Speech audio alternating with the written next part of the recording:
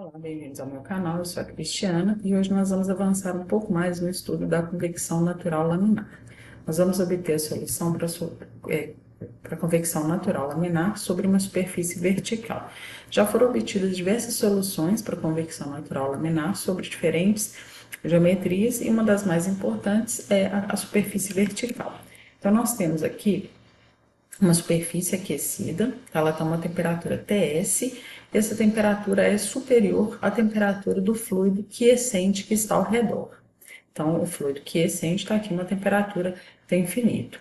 O eixo X está colocado para cima e o eixo Y para a direita, e a gravidade atua no sentido negativo de X. Então, há o desenvolvimento de uma camada limite de velocidade, que está representada nessa figura da esquerda, e uma camada limite térmica, que está representada aqui na figura à direita. Então, essas equações vão ser resolvidas por similaridade.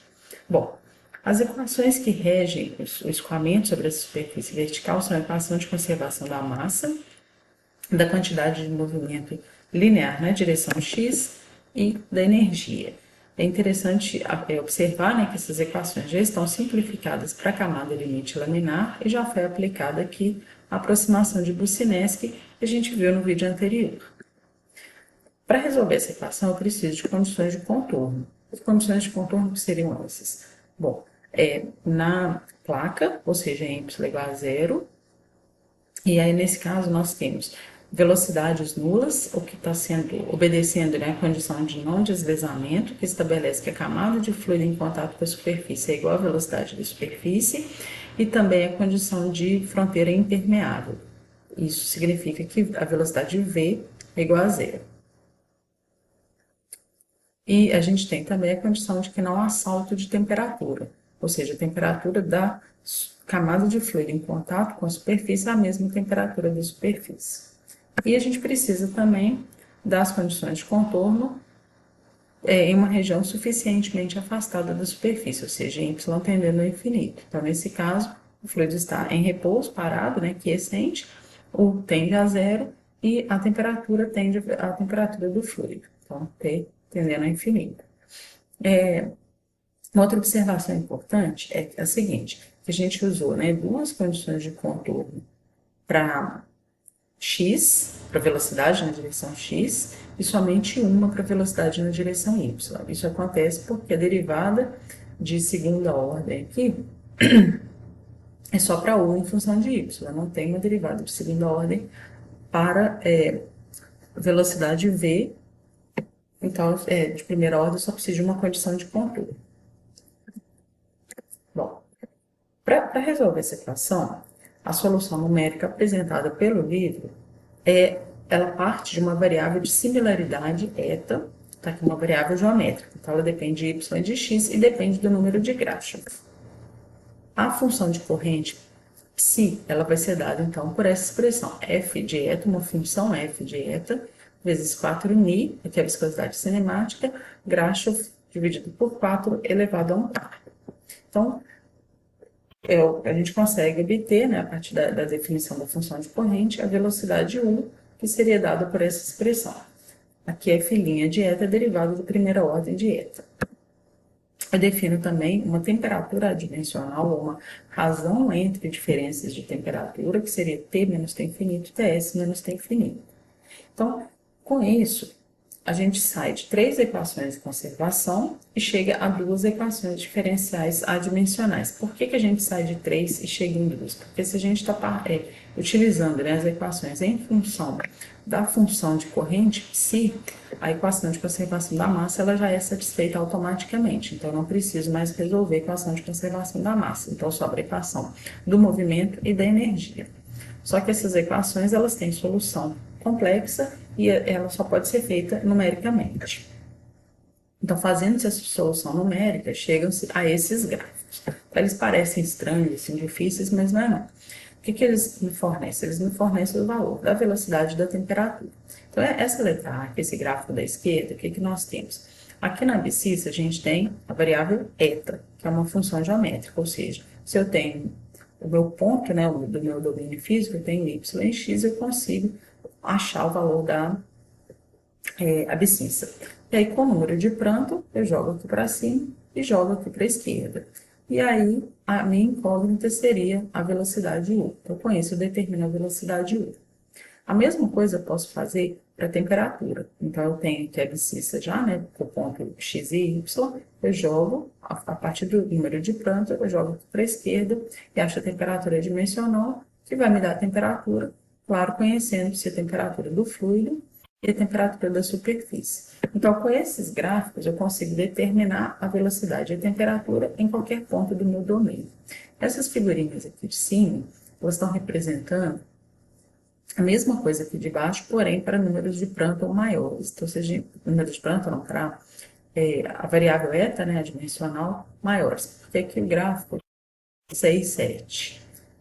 E aqui ele representa acima de 6, porque o Prandtl 0,01, ele é o único que não tende aqui a zero em ambas as curvas. Então, para poder ter uma acurácia maior na solução, está plotado aqui separado. Bom, com a temperatura, a gente consegue determinar também o fluxo e a taxa de calor. Porque o que é mais importante no problema de transferência de calor é determinar a taxa e fluxo de calor. Só que para isso eu preciso determinar a velocidade e a temperatura.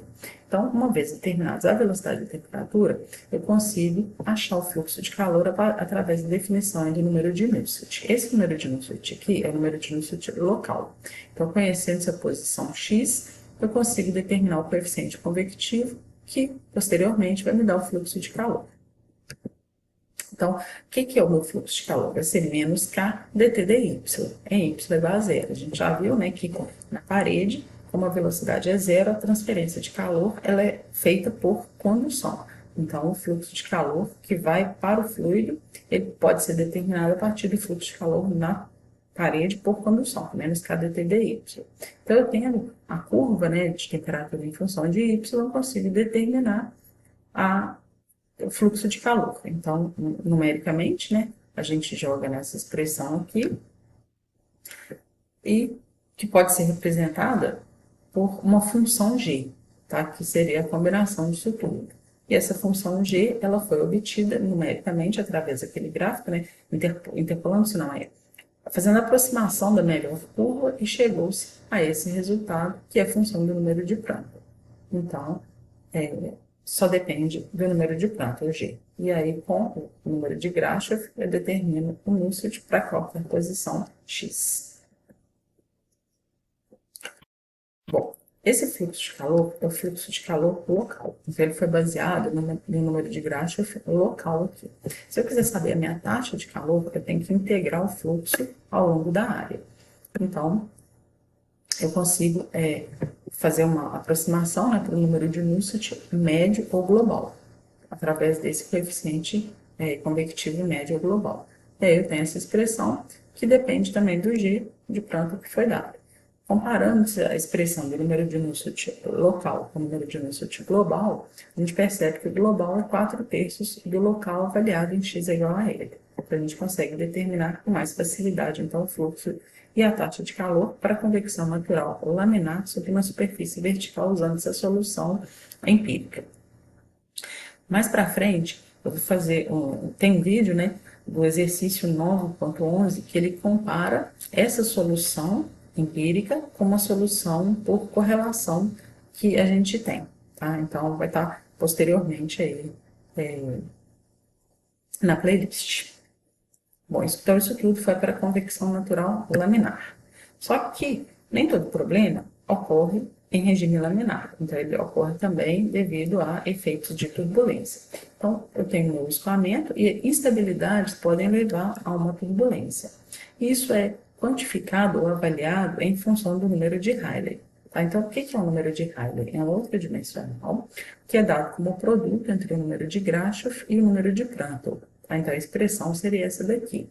Vocês estão vendo aqui que é Rayleigh baseado em x, ou seja, Grashof baseado em x vezes o Prandtl. Então, aqui, ó, a variável dimensional seria o x, ou seja, é um número local. Bom, o que nós sabemos é que, como no escoamento em convecção forçada, a turbulência ocorre quando o número de Reynolds atinge o número crítico, aqui na convecção natural ocorre a mesma coisa, porém, o adimensional de referência não é mais o número de Reynolds, é o número de Rayleigh. Então, quando o Rayleigh atinge um número crítico, atinge-se a turbulência. Então, para escoamento sobre uma placa vertical seria 10 elevado a 9. O X crítico, o Rayleigh crítico aqui, isso aconteceria numa posição X crítica. Olhando a figura do escoamento aqui, como é que seria? Em x igual a zero, em x igual a zero, o que aconteceria? O meu Rayleigh seria zero, então o meu escoamento ele sempre começa a laminar. Tá? Então, quando ele atinge o x crítico, as instabilidades fazem o escoamento virar turbulento. Tá? Então, a camada limite começa a laminar e quando ele atinge a posição crítica, começa a virar escoamento turbulento. Isso vai ocorrer com Rayleigh igual a 10 elevado a 9. Bom, para escoamento turbulento, a gente não tem umas correlações como numéricas, né, como a gente fez para o escoamento em regime laminar. Tá? Então, a gente vai ter que basear mesmo em correlações que são obtidas através de experimentos. Mas, como o vídeo está grande, isso vai ficar para o próximo vídeo. Obrigada.